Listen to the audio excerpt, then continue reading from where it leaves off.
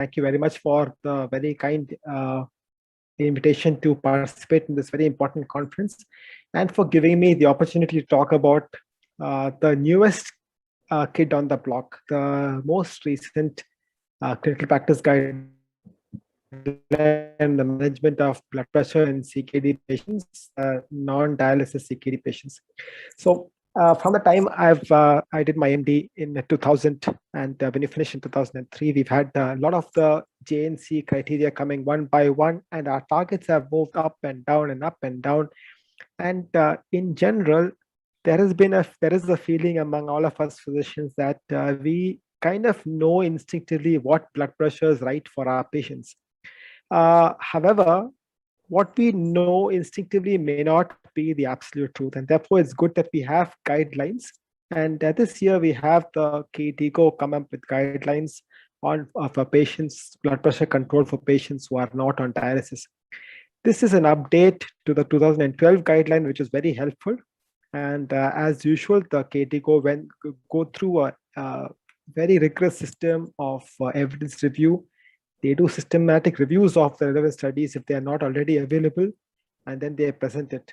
And the topics generally are similar to what was covered earlier in terms of targets, interventions, drugs, and specific populations.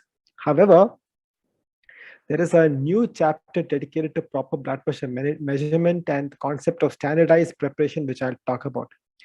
The things like lipid management and smoking are excluded. Smoking because it's commonly used in other guidelines, and lipids because there is a KDIGO lipids guideline separately. And this guideline is very useful for clinicians and patients. And they've given a few practice points which we will discuss in the next few minutes. And the burden of recommendations on the patients themselves as well as the policymakers and the limitation evidence have been considered, and they've also given a few recommendations for future research to close the gaps of knowledge. So what they first of all say is a blood pressure of less than 120 systolic is proposed using standardized office BP reading. And this should be the ideal for most patients with non-dialysis CKD. So all the words are important. Most non-dialysis CKD patients, standardized office blood pressure reading, and a systolic of less than 120. They maintain that the dialysis patients who are coming regularly for hemodialysis or the peritoneal dialysis at home, they are different significantly and therefore they are not considered. And the evidence is based largely on the SPRINT trial results, which we know took the world by storm, as well as Cochrane systematic reviews that are available. The exception to this are children and kidney transplant patients who are dealt with separately. They have particularly not used the word hypertension because that word has got a lot of implications and does not really help. So they have used the word high blood pressure, and that denotes blood pressure above the target for a particular subpopulation. The most largest population discussed is the adult CKD patients. They've also spoken about pediatric CKD and transplant patients, and the target varies in the population, which we'll discuss. The first chapter is a new addition and includes recommendation on how to measure blood pressure, which we teach our medical students, but largely is ignored in clinical practice. The rationale is there's a variability of office blood pressure values, and there are large RCTs have all used standardized and not routine blood pressure measurements. So these are the large studies that have looked at blood pressures. I will not list it. The initial ones in the 70s and the early 90s used manual, and thereafter they've moved into more and more automated measurements, which has become the standard of measurement in studies. So how do we define standardized versus casual office blood pressure? So standardized is recommended preparations, measurement techniques. The equipment is not as important, but the preparation and techniques are important as opposed to casual office blood pressures measurements without preparation. The RCT evidence is all for standardized blood pressure everyday BP measurement, and there's a strong evidence relationship between that there is no correlation between the routine test routine blood pressure and standardized. Therefore, you can't increase by a factor of so many millimeters of mercury or multiply by a certain factor because it's so variable. Therefore, they say that you must use standardized blood pressure measurements. It does increase the burden to patients and healthcare providers, but a strong recommendation is that this is essential and outweighs the burden to improve and should be adopted in clinical practice to get accurate measurements. So first message for us is standardized office blood pressure. And what we do know from what we teach our students is about relaxing sitting in a chair with feet on the floor and back supported more than 5 minutes, avoidance of caffeine, exercise, smoking, empty bladder, no talking, remove the clothing covering the location of the cuff placement, and use it only for one particular measurement and not the others. It should be all sitting. The blood pressure machine should be validated, calibrated, the arm should be supported, the middle of the cuff should be at the right position, the right size should be used, and the step or the bell may be used for auscultation. And they had said that you must record blood pressure in both arms in the first one and use a higher reading, repeated measurements by 1 to 2 minutes. And if you auscultate, use a palpatory estimate first, and then you increase the cuff level to 20-30 millimeters above that value, and then you deflate at 2 millimeters per second to listen for the chord cough sounds. They also want that we should document the values of systolic and diastolic and note the time of the recent blood pressure medication taken before the measurements, because as we know, the timing of the medicines makes a big impact, and use an average of more than or equal to 2 readings, more than or equal to 2 occasions to estimate the individual's level of blood pressure, and give the patients the recordings in writing so the patients will know. So this is the first thing that they ask us to do. And they say that standardized office blood pressure is preferred, as I said, and they say that oscillometric blood pressure machine device may be preferable to a manual BP device, but the most important thing is preparation rather than the type of equipment. Automated may be preferred, and oscillometric blood pressure devices can be used in patients with AF also. The other recommendation is out-of-office blood pressure, like with ambulatory blood pressure monitoring or home BP monitoring, may complement the office BP recordings. So out-of-office blood pressure recordings, we know that including the home blood pressure and the 24-hour ABPM correlates very strongly, especially the ABPM correlates very strongly in the general population and CKD, and home BP monitoring is more readily available. So generally we ask our patients, what is the blood pressure at home? If the home blood pressure is reasonably okay, then we do not need to go by our office blood pressure. So monitoring at home and keeping a recording is very important. The next chapter was on lifestyle interventions, and the two things that they talk about are salt restriction and physical activity. The other things on other effects are not shown, only the effects on blood pressure is talked about. The first thing is salt intake. Sodium intake less than 2 grams per day. That's less than 5 grams of sodium chloride in most patients. And they say that sodium restriction may not be appropriate with patients with sodium-facing nephropathy and diets I'll come to in the subsequent slides. So in general population and CKD population, the restriction of dietary salt has shown blood pressure reductions, reducing the need of drugs, and therefore they say give less than 2 grams. But the recommendation is 2C because evidence directly in CKD population is less, but large evidence of decreased cardiovascular disease in general population. And their systematic review for the guideline showed that there's no RCT in CKD patients, but the evidence in the general population is sufficient for them to advise. So less than 2 grams is actually difficult. Even in trials, very few people are doing it. So what he's saying is there's a graded benefit in blood pressure and cardiovascular disease risk.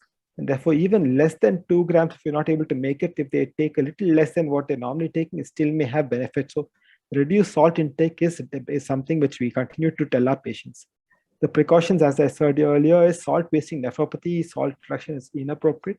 And diets like DASH diet is rich in potassium, which is inappropriate for our patients. And one thing we need to be careful about is patients buy sometimes low sodium salt, and these contain potassium chloride and it can be disastrous. So if I tell our patients to look at the cover and to make sure that the word potassium does not appear. It's good for normal patients, but normal persons in the population, but not for kidney disease patients. In children also, they say that it may be appropriate to adjust it for body weight, but this requires a little bit more elaboration. Physical activity, they are advised to have moderate, intense physical activity, at least 150 minutes per week, or compatible to cardiovascular and physical tolerance.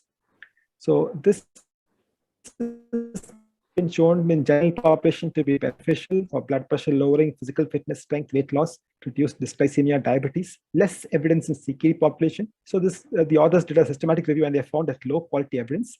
But there's some evidence that decreases blood pressure, body weight, improves quality of life. So the observation data is that there's a dose-response relationship, greater levels of physical activity, lower risk of mortality. So even though it's not an intervention study, there's some evidence that moderate intensity physical activity of 150 minutes per week or to a level compatible, we need to individualize it to their physical activity feasibility. And the health benefits are even if the physical activity is not 150 minutes, it's little less than that. Other lifestyle interventions like weight loss, alcohol are not talked about because there are no data available in CKD patients.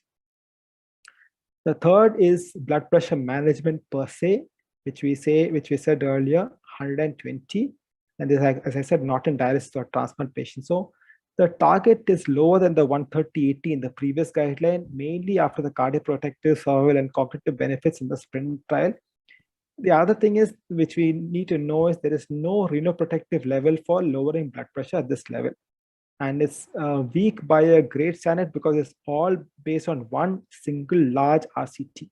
But that shows good cardiovascular and survival benefits, and therefore it is recommended. And they say that despite the recommended target, we still need to individualize it for patients and consider patient characteristics, tolerability, and preferences. The meta-analysis available, as well as what they have done, shown that there is a benefit for cardiovascular disease, benefit in the intensive blood pressure lowering in these patients. The risk of cognitive impairment may be lower if the systolic blood pressure is less than 120. But the cardiovascular disease benefits of CD 120 versus 140 outweighs the harm even in elderly and the frail of AKI and electrolyte imbalances. Some subpopulations which are not very clear are diabetes, a very notable group, advanced CKD, proteinuria more than 1 gram. We don't know whether systolic 120 is optimum. The baseline blood pressure is already on the lower side in the age less than 50, age more than 90. White coat hypertension, severe hypertension. You need to study these groups of patients a little carefully. Theoretically, there's an increased risk of myocardial infarction if the blood pressure in the diastolic is low for coronary hypoperfusion. But the SPRINT trial, those with lowest diastolic blood pressure also had similar benefits, and therefore that seems to be not a real risk. So the target in diabetes patients, SPRINT explicitly excluded. The impaired fasting group had similar benefits compared to normal fasting glucose. The ACCORD trial compared 120 versus 140, but excluded 1.5 creatines, but the benefits were there with diastolic dysfunction, the systolic blood pressure lowering. And overall, there was no cardiovascular benefit, but decrease in stroke events. And the cardiovascular benefits of lower blood pressure in standard glucose arm was not seen in the intensive glucose control. So this group is not very clearly shown, but the evidence cannot be excluded, and therefore they suggest continue to give a low blood pressure target, but we need a large RCT to confirm. So it doesn't imply that the intensive blood pressure lowering is not warranted, but rather that we should have individual targeting in these patients. If we cannot tolerate it, then you need to individualize the patient's approach. There's a common perception that blood pressure lowering is renoprotective. And that is true. If 160 is lower to 140, it is true. But as many trials showed, that blood pressure lowering to 140 is beneficial, but below that 140 to 120, actually the rate of EGFR decline may be greater, but the albuminuria is lower. And therefore, it's not for renoprotective, but for cardiovascular and survival benefits. The other studies also have other guidelines have also brought down the systolic to less than 120 now. The drugs to be used most people say that most people will require 2 or more drugs, therefore start with combination therapy. But the algorithm is beyond monotherapy, is one of opinion rather than of any direct evidence. This is the treatment algorithm which was used in the SPRINT trial, which was also recommended by the guideline. Start with a combination and proceed. I will not read it for paucity of time. So the recommendation is to give RAS inhibitors, ACE inhibitors or ARBs, especially with the patient of albuminuria, with diabetes, without diabetes, with and without diabetes. Both ACE inhibitors and ARBs reduce the risk of kidney failure and major cardiovascular events. ACE inhibitors, but not ARBs, reduced odds of death. Maybe this is because of the studies available. This is the meta-analysis of all the studies that this group guideline authors put together, showing a clear benefit in cardiovascular events in patients with CKD favoring ACE inhibitors. So in diabetes and CKD with severely increased albuminuria, the benefits we know from the old trials, IDNT, ARB versus placebo, and the renal trial. And the meta-analysis said that the ACE inhibitors did not reduce the risk of all-cause mortality, but the risk of doubling of creatinine is reduced, and the effects of ACE inhibitors are similar to ARBs in practice. Diuretics are often used, and this we need to look at what has recently hit the world with storm. Is this drug called Finron, which are large studies published in the NEGM, but that came after the guideline came out. Therefore, it was not included in the guideline per se. This will come up in future updates. So I will not read these practice points. They suggest avoid combination of ACE inhibitors, ARBs, and direct inhibitors. The two other groups are transplant patients and pediatric patients. There's no guideline target, no definite recommendation in transplant patients, and therefore they say less than 130 using a dihydropyridine calcium channel blocker or an ARB as a first line. And again, they say standardized blood pressure measurement as discussed earlier to be used. So they say that you want to lower the blood pressure because you might lose autoregulation of blood flow. And also people in their study, they found that the kidney allograft survival graft dysfunction is a very important thing for all of us who treat the patient as well as the patients themselves. Therefore, lowering less than 120 is not currently advised in transplant patients. Okay, I'll just skip the slides. Coming to children, blood pressure, they say that you should look at the mean arterial blood pressure, keep it less than 50th centile, monitor ambulatory blood pressure once a year, and monitor every 3 to 6 months with standardized office blood pressure. The data is not very strong in children. The number of pediatric CKD is less, but definitely they're saying is keeping the MAP less than 50th percentile is definitely beneficial in slowing the kidney disease progression with no greater risk of adverse events. But this is not powered for and not sure differences in mortality.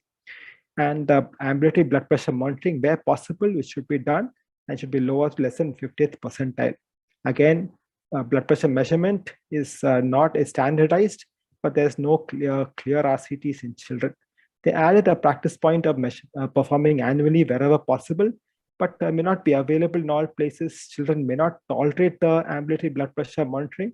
And they say the choice should be ACE inhibitors, ARBs for lowering proteinuria, and is well tolerated. So they say this is area of future research. So to conclude, this updated guideline emphasizes standardized blood pressure measurement, systolic less than 120 in most patients. Some groups require blood pressure target measurement studies, and there are subpopulation that we need to study better. I'd like to also say this point that about the ISN Frontiers meeting coming up next year, about a year from now. Save the date, 22nd to 25th September 2022. Thank you very much for your patient listening.